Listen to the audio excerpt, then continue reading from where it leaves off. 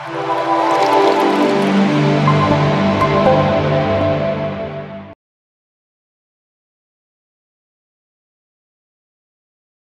ఉగాది పండగ శ్రీ విశ్వావసునామ సంవత్సర పంచాంగ శ్రవణ మహోత్సవ కార్యక్రమంలో కుంభరాశి వారికి ఎలా ఉండబోతుందో ఈ వీడియోలో సవివరంగా సంపూర్ణంగా తెలుసుకుందాం.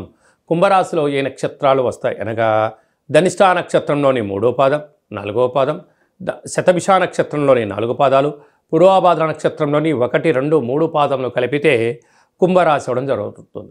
చాలామందికి పుట్టినటువంటి కాల సమయంలో డేటా బర్తులు లేనటువంటి కారణం వలన పేరు యొక్క మొదటి అక్షరాన్ని అనుసరిస్తూ ఆ రాశిని తెలుసుకునే ప్రయత్నం చేద్దాం.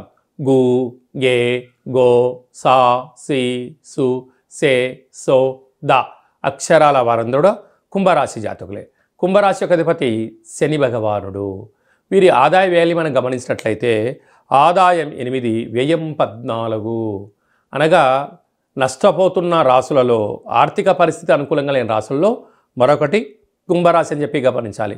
14 రూపాయలు ఖర్చు పొంచి ఉంటే కేవలం 8 రూపాయలు మాత్రమే ఆదాయం ఉంటే 6 రూపాయలు అప్పు కాబోతున్నారు. కనుక ఒకవైపు ఏళ్లనాటి శని చివరార్ధ సంచార స్థితిలో ఉన్నప్పుడు, అదే కాకుండా ఖర్చులకు కళ్యం వేయగలగాలి, కొంచెం శ్రమించే సమయం పెంచుకోగలగాలి, ఆధ్యాత్మికంగా ఉండాలి అని చెప్పి జ్యోతిర్విజ్ఞానం తెలియచేస్తుంది. అవమానమేడు రాజపూజ్యం అనేటువంటి కార్యక్రమంలో రాజపూజ్యం 7, అవమానం 5 ఉంది. కనుక మీ మాటకు చెల్లుబాటు అయ్యే కాలం ఆసనమైంది. కానీ ధనం లేని మాట కొంతకాలం మాత్రమే ఉంటుంది, ధనం కలిగినటువంటి మాట చరిత్ర కలుగుతుంది అని చెప్పి గమనించాలి. కనుక వీలైనంత వరకు పంచాయతీలకు, గొడవలకు, సలహాలకు, సూచనలకు దూరంగా ఉండడం ఉత్తమోత్తమంగా భావించగలగాలి.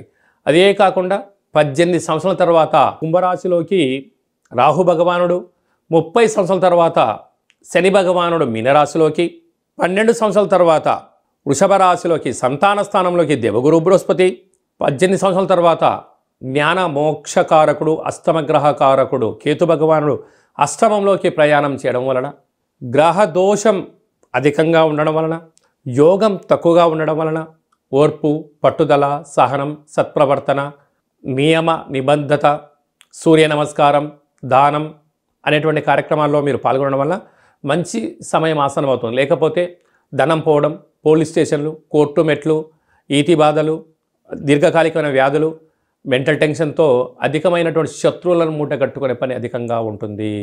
అదే కాకుండా మీరు వీలైనంత వరకు ప్రతిరోజు స్నానం చేసి నవగ్రహ మంత్రాలు శ్లోకంని పారాయణం చేయడం, సూర్య నమస్కారం చేయడం, సూర్యుడి యొక్క ముద్రలు వేయడం, అలాగనే నవగ్రహ మూల మంత్రాలను వ్రాయడం, నవగ్రహ తులాభారంలో పాల్గొనడం వలన భగవంతుడి యొక్క ఆశీస్సులు కలిగి గ్రహదోషం తొలగి ఐశ్వర్యం మీ సొంతమవుతుంది. ఇన్ని వేల వీడియోలలో ఈ వీడియో మీరు చూస్తున్నారు అన్నట్లయితే నవగ్రహాల అక్షర తులాభార సేవ చేసే సమయం ఆసనమైంది, ఆ పూజలో పాల్గొనేటువంటి సమయం ఆసనమైందని చెప్పి గుర్తు పెట్టుకోగలగాలి.